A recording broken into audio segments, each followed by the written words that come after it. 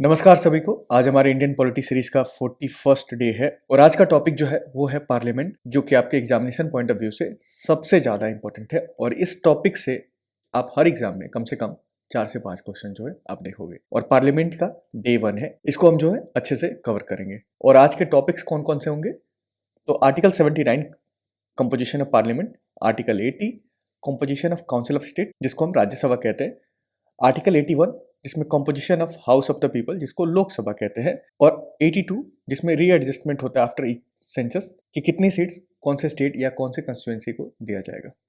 तो स्टार्ट करते हैं अपना टॉपिक पार्लियामेंट। पहली बात है, पार्लियामेंट में होता क्या है। तो पार्लियामेंट जो है हमारा लेजिस्लेटिव ऑर्गन होता है। लेजिस्लेटिव मतलब कि इनका काम होता है लॉ मेकिंग का, और लॉ इंप्लीमेंट करने का काम जो होता है वो एग्जीक्यूटिव ऑर्गन का होता है। और आर्टिकल 79 से 122 के बीच में है, और पार्ट 5 ऑफ इंडियन कॉन्स्टिट्यूशन में है आपका टॉपिक पार्लियामेंट, जिसमें आपका ऑर्गेनाइजेशन होगा, कंपोजिशन होगा लोकसभा राज्यसभा का, ड्यूरेशन कैसे काम करेंगे ऑफिसर्स, जिसमें स्पीकर होंगे, सभा का चेयरमैन होंगे, वर्किंग प्रोसीजर्स जैसे कि क्या लॉ मेकिंग होगा, प्रिविलेज क्या दिया जाएगा मेंबर ऑफ पार्लियामेंट को, उनको पावर क्या दिया जाएगा, और अन्य सारी चीजें जो है पार्लियामेंट का, वो सारी चीजें हम कवर करेंगे। तो सबसे पहला टॉपिक है आपका article 79, that is composition of parliament. Parliament जो है दैट कंसिस्ट ऑफ 3 पार्ट्स। कौन कौन से? एक तो आपके हो जाएंगे प्रेसिडेंट, दूसरा जिसको हम कहते हैं काउंसिल ऑफ स्टेट, और तीसरा हाउस ऑफ पीपल। तो पार्लियामेंट में पूछे कि कौन सा पार्ट है कौन सा पार्ट नहीं है, तो ध्यान रखना है पहले प्रेसिडेंट, फिर आपका काउंसिल ऑफ स्टेट, और तीसरा जो है house of people. Council of state का नाम जो है राज्यसभा, और हाउस ऑफ पीपल जो है उसका नाम लोकसभा। ये दोनों पड़ता है 1954 में, इनकी हिंदी नेमिंग हुई। काउंसिल ऑफ स्टेट से राज्यसभा और हाउस ऑफ द पीपल से लोकसभा। राज्यसभा को अपर हाउस भी कहते हैं, राज्यसभा को हाउस ऑफ एल्डर भी कहते हैं, ये भी ध्यान रखिएगा, हाउस ऑफ एल्डर्स। उसके बाद है लोकसभा। लोकसभा को लोअर हाउस कहते हैं, इसको फर्स्ट चैम्बर कहते हैं, और राज्यसभा को सेकंड चैम्बर कहते हैं, ये भी ध्यान रखिएगा, सेकंड चैम्बर। पॉपुलर हाउस कहते हैं, जैसे उसको हाउस ऑफ एल्डर कहते हैं तो इसको पॉपुलर हाउस कहते हैं। किसी भी पर्सन को राज्यसभा का मेंबर बनना है, उसकी मिनिमम एज जो है 30 रिक्वायरमेंट होती है, जबकि लोकसभा का मेंबर बनने के लिए आपकी रिक्वायरमेंट जो है 25 होती है। आगे देखेंगे क्वालिफिकेशन में, बट ये ध्यान रखिएगा, काउंसिल ऑफ स्टेट जिसकी हिंदी नेमिंग राज्यसभा, और हाउस ऑफ द पीपल जिसकी हिंदी नेमिंग लोकसभा, ये किया गया था 1954 में। अपर हाउस कहते हैं राज्यसभा को, सेकंड चैम्बर कहते हैं, और हाउस ऑफ एल्डर्स कहते हैं, जबकि लोकसभा को लोअर हाउस कहते हैं, फर्स्ट चैम्बर कहते हैं, और पॉपुलर हाउस कहते हैं। एक तरफ है आपका राज्यसभा और दूसरी तरफ है आपका लोकसभा। तो जो राज्यसभा है इसमें रिप्रेजेंटेटिव कहां से? स्टेट और यूनियन टेरिटरीज के होते हैं, स्टेट प्लस यूटीज, ये देखेंगे अभी हम। और लोकसभा में ये भी स्टेट और यूटीज को ही रिप्रेजेंट करते हैं, बट यहां पे पीपल ऑफ इंडिया होते हैं, क्योंकि लोकसभा में डायरेक्ट इलेक्शन होता है और राज्यसभा में इनडायरेक्ट इलेक्शन होता है। इनडायरेक्ट और यहां डायरेक्ट, ये कुछ डिफरेंसेस हैं, आपको ध्यान रखना है। बाकी हमने देखा कि कंपोजिशन ऑफ पार्लियामेंट में प्रेसिडेंट होते हैं। प्रेसिडेंट जो है ये मेंबर ऑफ पार्लियामेंट नहीं होते हैं, यानी कि लोकसभा के भी मेंबर नहीं है, राज्यसभा के भी मेंबर नहीं है, ना ही इनके प्रोसीडिंग्स में बैठते हैं, ना ही इनके मीटिंग्स को अटेंड करते हैं, बट ये इंटीग्रल पार्ट है किसके? पार्लियामेंट के, इंटीग्रल पार्ट ऑफ पार्लियामेंट, ये ध्यान रखिएगा। क्योंकि कोई भी बिल हो, या तो वो लोकसभा में इंट्रोड्यूस हो सकता है या राज्यसभा में। मनी बिल है तो वो सिर्फ और सिर्फ लोकसभा में इंट्रोड्यूस होगा, वो आगे देखेंगे हम। सपोज दैट कोई कॉन्स्टिट्यूशनल अमेंडमेंट बिल है या फिर कोई ऑर्डिनरी बिल है, उसको किसी भी हाउस में इंट्रोड्यूस किया गया, राज्यसभा में इंट्रोड्यूस किया गया, फिर वो पास होने के बाद लोकसभा पहुंचता है। इन दोनों के पास होने के बाद बिना प्रेसिडेंट के एसेंट, यानी कि आर्टिकल 111 देखेंगे हम आगे, उसमें एसेंट जरूरी होता है प्रेसिडेंट का, उन्होंने अपनी अनुमति दे दी तभी जाके वो बिल एक्ट बनता है। तो इस वजह से कंपोजिशन ऑफ पार्लियामेंट में president, Rajya Sabha as well as Lok Sabha होते हैं। और इन सब के अलावा पार्लियामेंट में प्रेसिडेंट और भी काम करते हैं, जैसे अगर हाउस को समन करना हो, बुलाना हो, हाउस को प्रोरोग करना हो, स्थगित करना हो, ये भी हम आगे देखेंगे। लोकसभा को डिसॉल्व करना हो, ये भी काम किसका होता है? प्रेसिडेंट का होता है। दोनों हाउसेस को एड्रेस करना हो या फिर आर्टिकल 123 का यूज करके ऑर्डिनेंस जारी करना हो, अध्यादेश, ये भी काम प्रेसिडेंट ही करते हैं।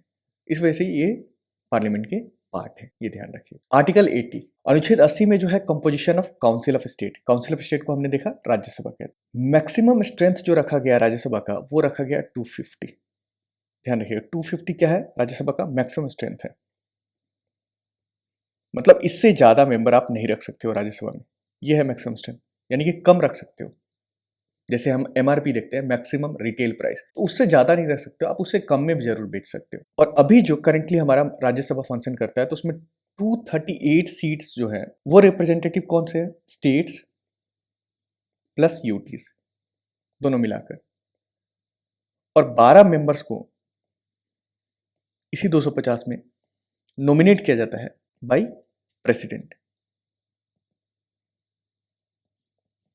और ये जो राज्यसभा है उसकी फॉर्मेशन हुई थी प्रिसाइजली 3 अप्रैल 1952, 1952 में। Hindi naming 1954, formation 1952। 238 सीट्स जो है इसको इनडायरेक्टली इलेक्ट किया जाता है और 12 मेंबर्स को नॉमिनेट कौन करता है? President of India. Rajya Sabha at present जो है कितने पे फंक्शन कर रहा है? ये तो हो गया मैक्सिमम स्ट्रेंथ, और ये बताया गया कि इतने रिप्रेजेंटेटिव्स होंगे स्टेट और यूटीज के और 12 को नॉमिनेट करेंगे, तो कम भी हो सकता है, जाहिर सी बात है। तो करेंटली जो फंक्शन कर रहा है राज्यसभा वो कर रहा है 245 मेंबर्स पे, जिसमें 225 मेंबर्स जो है वो रिप्रेजेंट करते हैं स्टेट्स को, 8 मेंबर्स जो है रिप्रेजेंट करते हैं यूटीज को, और 12 मेंबर्स जो है वो नॉमिनेट किया जाता है प्रेसिडेंट द्वारा। आपको 225 स्टेट का याद करो ना करो वो आपके ऊपर है, अपने स्टेट का जरूर याद करो। मैक्सिमम स्टेट जो राज्यसभा दिया गया सीट वो यूपी को दिया गया, वो भी याद रखना है। और मिनिमम बहुत सारे ऐसे स्टेट हैं जिनको सिर्फ एक सीट मिली है राज्यसभा में। ये जो भी सीट्स के एलोकेशन है ये आपको 4th schedule of Indian constitution में मेंशन है, ये भी ध्यान रखना है। हमारे 8 यूटीज हैं एट प्रेजेंट, क्या सबको राज्यसभा सीट मिली हुई है? नहीं, सिर्फ और सिर्फ 3 ऐसे यूटीज हैं जिनको राज्यसभा सीट मिली हुई है। तो वो 3 यूटीज का नाम जो है आपको ध्यान रखना है। तो पहला आपको पुडुचेरी जिसको 1 सीट मिली हुई है, दूसरा आपका दिल्ली जिसको 3 सीट मिली हुई है राज्यसभा में, तीसरा है आपका जम्मू एंड कश्मीर। जम्मू एंड कश्मीर को 4 सीट्स मिले हुए हैं किसमें? राज्यसभा में। तो ये ध्यान रखिएगा, पहला पुडुचेरी 1 सीट, दूसरा दिल्ली 3 सीट्स, और 4 सीट मिले हुए हैं जम्मू एंड कश्मीर को। और ये सब कुछ मेंशन है allocation of seats in Rajya Sabha 4th schedule of Indian constitution में। और 12 मेंबर्स को नॉमिनेट कौन करता है? President of India. 245 हो गया वर्किंग स्ट्रेंथ राज्यसभा का, जिसमें 225 मेंबर्स जो होंगे किसके रिप्रेजेंटेटिव होंगे? स्टेट्स के। तो ये इलेक्शन इनका कैसे होता है? तो जो स्टेट लेजिस्लेटिव असेंबलीज है यानी कि वहां के एमएलए हैं वो इलेक्ट करते हैं मेंबर्स ऑफ राज्यसभा। ठीक है, the representative of states in Rajya Sabha are elected by the elected members of state legislative assemblies. और ये इलेक्शन कैसे होता है राज्यसभा में रिप्रेजेंट करने का स्टेट्स का या फिर यूटीज का, दोनों का? प्रोपोर्शनल रिप्रेजेंटेशन, ये देखा था आपने पीआर सिस्टम, कहाँ? Presidential election, vice presidential election, और अब जो है राज्यसभा में देख रहे हैं हम। यहां भी कॉन्सेप्ट जो होता है सिंगल ट्रांसफरेबल वोट। ये कॉन्सेप्ट जो है मैंने एसटीवी समझा रखा है, यहाँ पे आपका वक्त जाया नहीं करूंगा। हमने देखा था प्रेसिडेंट और वाइस प्रेसिडेंट के इलेक्शन में हम सीक्रेट बैलेट यूज करते थे, मतलब आपको चुपके से वोट डालना है, बट यहाँ पे ओपन बैलेट सिस्टम होता है। ये बस डिफरेंस है, ये ध्यान रखिएगा। मतलब आपको दिखाना होता है अपने जो पार्टी है उनको बताना होता है कि हम इसको वोट डाल रहे हैं, सारी चीज। और जो सीट्स का एलोकेशन है राज्यसभा में, क्या सारे स्टेट्स को इक्वल रिप्रेजेंटेशन दिया गया? नहीं, पॉपुलेशन जो है मेन आधार है, और इसी वजह से पॉपुलेशन का मेन आधार होने की वजह से जो है रिप्रेजेंटेशन कैसा है, मतलब एक स्टेट से दूसरे स्टेट को देखो बहुत वेरिएशन है। जैसे यूपी है, यूपी की पॉपुलेशन मैक्सिमम है, तो यूपी को 31 सीट दिया गया, 31 सीट दिया गया राज्यसभा में, जबकि दूसरी तरफ त्रिपुरा है जिसको सिर्फ और सिर्फ 1 सीट दिया गया है राज्यसभा में, ओनली 1 सीट। जबकि यूएस में ऐसा नहीं होता है, यूएस में 50 स्टेट्स हैं, सबको इक्वली रिप्रेजेंट किया गया, मतलब सीनेट में यानी अपर हाउस में 2-2 सीट सबको मिला हुआ है, और 100 मेंबर्स है वहां पे, तो पर हमारे यहाँ ऐसा नहीं है, ये ध्यान रखिएगा। यूपी को 31 मिला हुआ है और त्रिपुरा को 1 सीट, ये मैं वेरिएशन बता रहा हूँ कितना डिफ्रेंशिएट करता है। तो ध्यान रखिएगा इक्वल रिप्रेजेंटेशन नहीं है। जो यूनियन टेरिटरीज है, हमने देखा कि सिर्फ और सिर्फ कितने मेंबर्स आते हैं यूनियन टेरिटरी से, 8 मेंबर्स आते हैं। 8 मेंबर्स आते हैं, जबकि 8 यूटीज है। क्या सबको दिया गया है राज्यसभा में सीट? नहीं दिया गया है। सिर्फ और सिर्फ 3 ऐसे यूटीज हैं जिनको मिला हुआ है सीट, कहाँ पे? राज्यसभा में। एक तो आपका पुडुचेरी देखा हमने, जिसको 1 सीट मिला हुआ है। दूसरा हमने देखा दिल्ली, जिसको 3 सीट्स मिले हुए हैं। और तीसरा हमने देखा जम्मू कश्मीर, जिसको 4 सीट्स मिले हुए हैं। तो ये सीट भी नंबर याद रखिएगा, 4 3 1।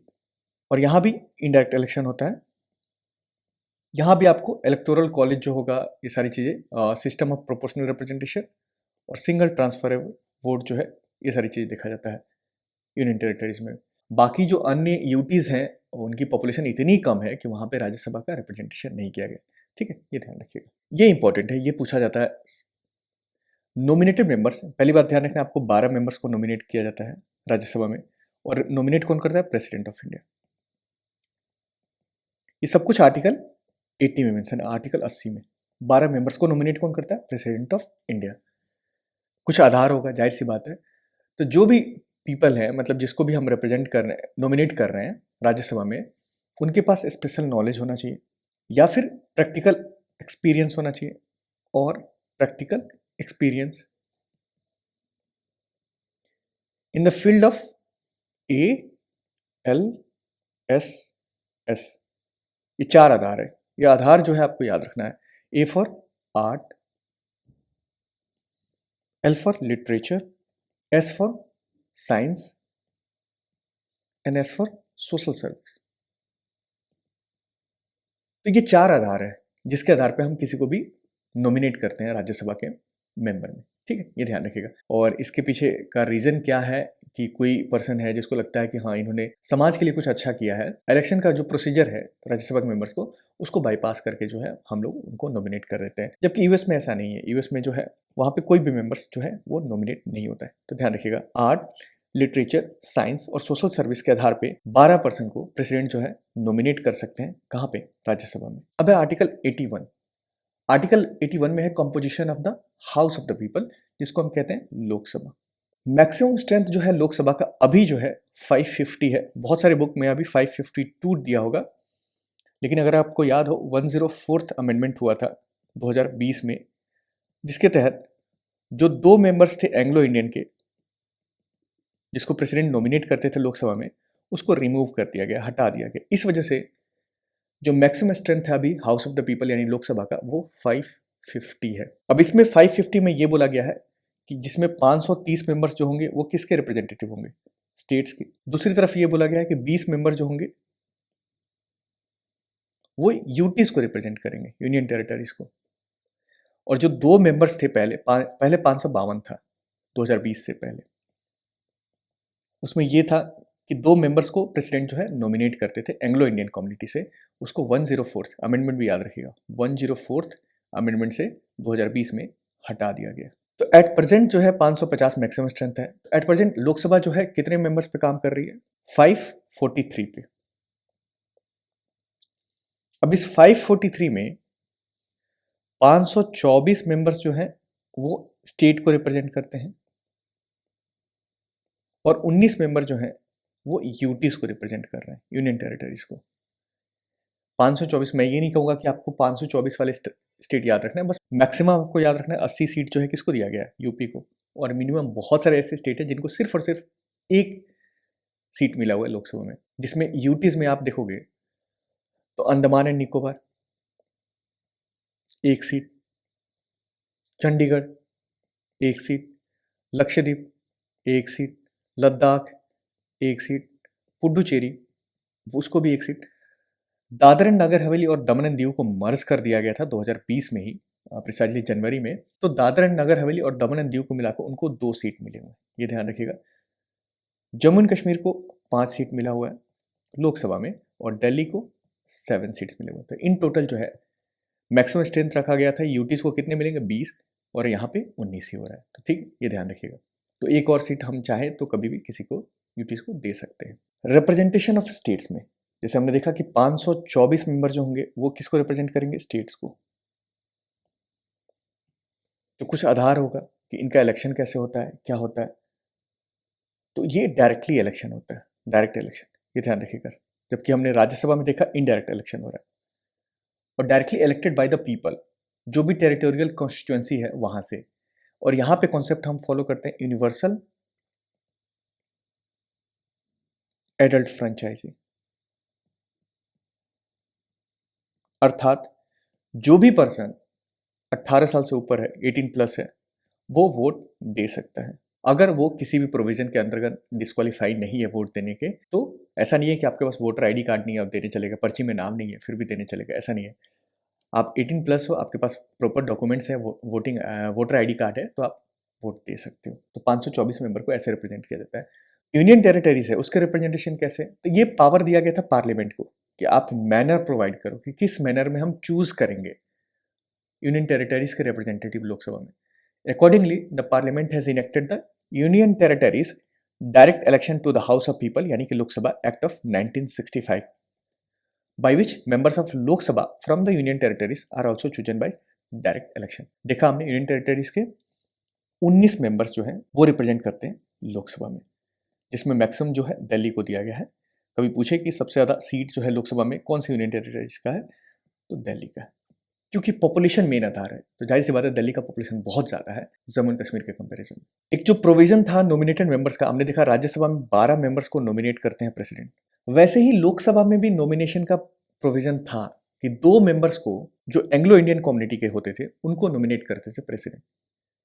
ओरिजिनली संविधान में ये प्रोवाइड किया गया था और इसको बोला गया था 1960 तक जो है ये ऑपरेट करेगा, यानी कि ड्यूरेशन इसका जो था 10 साल का था, लेकिन इसको हर 10 साल पे एक्सटेंड कर दिया गया। और जो लास्ट एक्सटेंशन हुआ था वो हुआ था 95th अमेंडमेंट एक्ट, 2009 में ये अमेंडमेंट आया था, जिसमें लिखा गया कि 2020 तक जो है ये प्रोविजन जो है ये भी चलता रहेगा। लेकिन 2020 में एक प्रोविजन आता है जिसको हम कहते हैं 104th कॉन्स्टिट्यूशनल अमेंडमेंट एक्ट। इन्होंने क्या किया, जो 2 नॉमिनेटेड मेंबर्स थे एंग्लो इंडियन के, उसको रिमूव कर दिया, हटा दिया। इन्होंने बोला कि उतनी पॉपुलेशन अब बची नहीं है एंग्लो इंडियन के हमारे भारत में कि हम उनको 2 सीट जो है लोकसभा में दे दें। ठीक है, तो ये ध्यान रखिएगा 104th कॉन्स्टिट्यूशनल अमेंडमेंट एक्ट, जो कि नॉमिनेटेड मेंबर्स थे लोकसभा में एंग्लो इंडियन कम्युनिटी के, उसको उस प्रोविजन को रिमूव कर दिया जाता है। आर्टिकल 82, आर्टिकल 82 में ये बोला गया कि जाहिर सी बात है पॉपुलेशन आधार है हमारा सीट्स एलोकेट करने का। तो इन्होंने बोला था कि री एडजस्टमेंट आफ्टर ईच सेंसस, 1951 में सेंसस हुआ, 1961 में हुआ, 71 में हुआ। तो ये सारी चीजें इसमें लिखा गया कि कोई भी इलेक्शन हो रहा है लोकसभा में, एक आधार रखा जाए कि भाई जो रेशियो ऑफ सीट्स हो वो पॉपुलेशन पे बेस्ड हो। लेकिन बोला गया कि जो प्रोविजन है ये does not apply to state having population less than 6 million. अब कहीं पे पॉपुलेशन बढ़ा नहीं रहे हैं, वो लोग अच्छे से रह रहे हैं, सारी चीज़ें पॉपुलेशन इंक्रीज नहीं कर रहे हैं, तो उनको ऐसा नहीं है कि हाँ बाद में कम कर दे, ज़्यादा कर दे, ये सारी चीज़, तो ये ध्यान रखा गया। और जितने भी टेरिटोरियल कॉन्स्टिट्यूएंसी हैं उनको भी बोला गया कि एक मत्ता बने रहे, यूनिफॉर्मिटी बने रहे। टेरिटोरियल कॉन्स्टिट्यूएंसी में देखेंगे each state is divided into territorial constituency, ratio between the population of each constituency and the number of seats allotted to it is the same throughout the state, मतलब population आधार रखा गया। In brief, constitution ने ये ensure किया कि there is uniformity of representation in 2 respect, एक तो डिफरेंट स्टेट में और different constituency in the same state, एक ही स्टेट में जो अलग अलग कॉन्स्टिट्यूएंसी है उसको भी दिमाग में रखा गया था। ये प्रोविजन था आर्टिकल 82 में, हमने देखा रीएडजस्टमेंट करने का after each census, after every census a readjustment is to be made.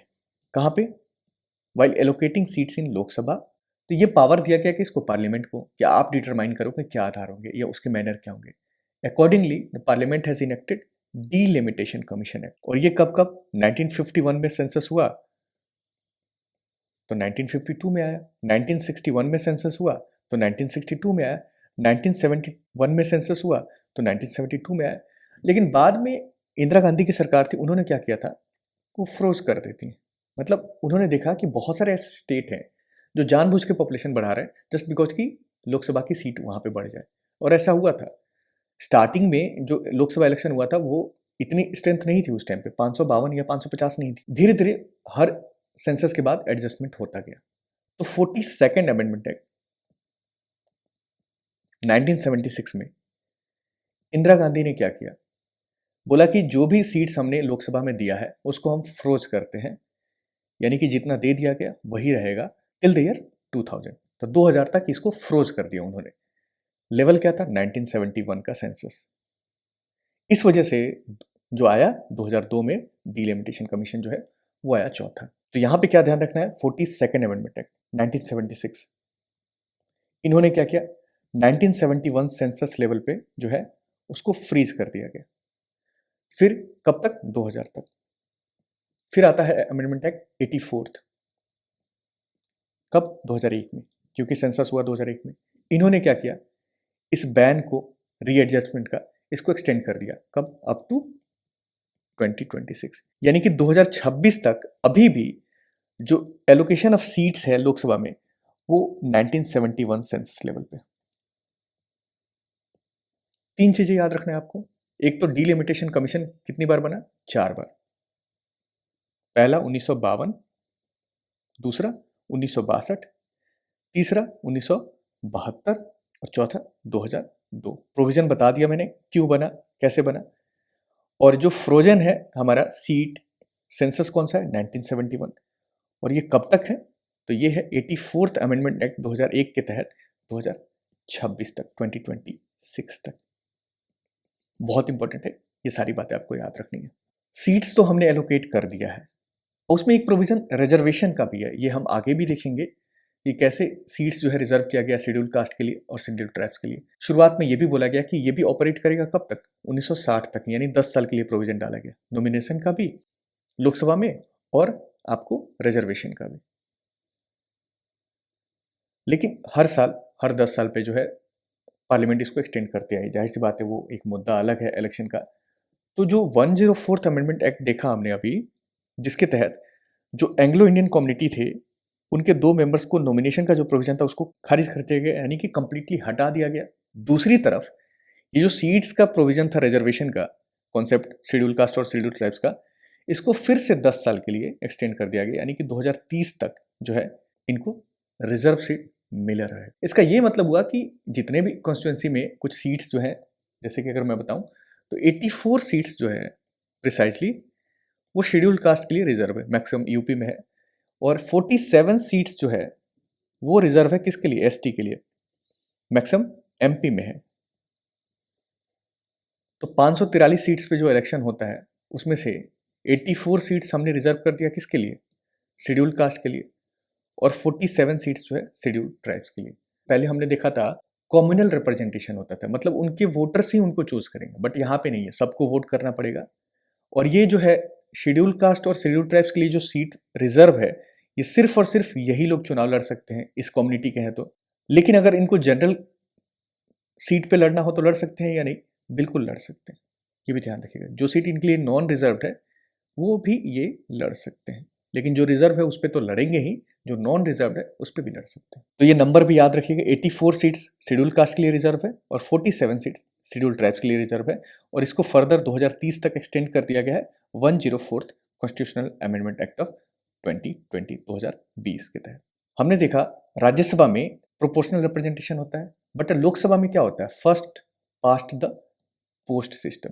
मतलब चुनाव में 5-10 लोग लड़ रहे हैं एक ही कॉन्स्टिट्यूंसी से, ठीक है, कोई भी एक कॉन्स्टिट्यूंसी हमने मान लेते हैं ए से, वहां पे 10 कैंडिडेट हैं, तो जिस भी कैंडिडेट को सबसे ज्यादा वोट मिला वो जो है इलेक्शन जीत जाता है।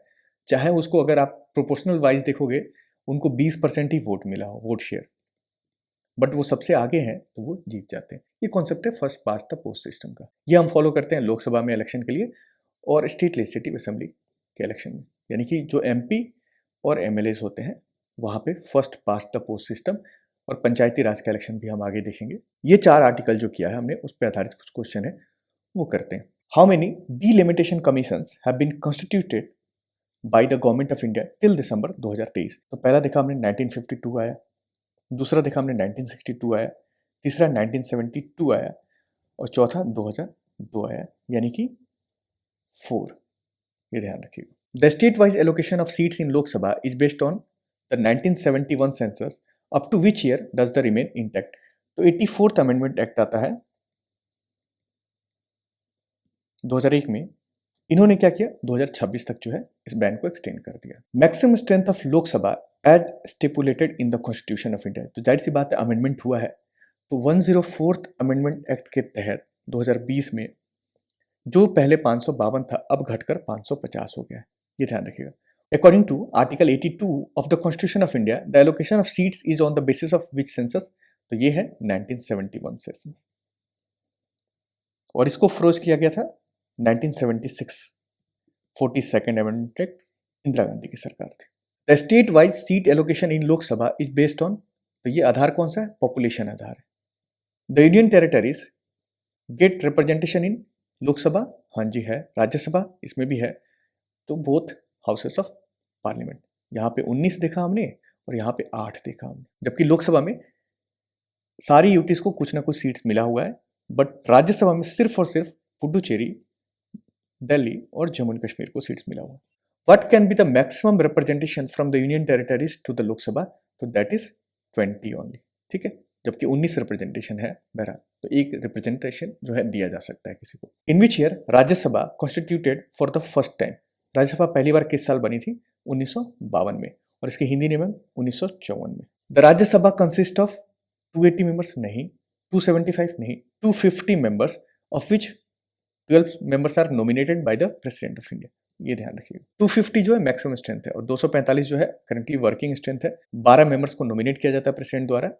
ALSS, ये ध्यान रखिएगा, आधार है आर्ट, लिटरेचर, साइंस और social service. The representation of states in the council of state, council of state मतलब Rajya Sabha, is based on equal for all state नहीं, ratio of their population. Consider the following statements, union territories are not represented in the Rajya Sabha, क्या ये सही है? Union territories है, 8 seats जो है मिला हुआ, तो पहला तो गलत हो गया, यानी कि ये गलत, ये भी गलत। It is with in the purview of chief election commissioner to adjudicate the election dispute नहीं, ये जो होता है आपको सारी चीज इलेक्शन डिस्प्यूट हुआ तो आप हाई कोर्ट जाओ।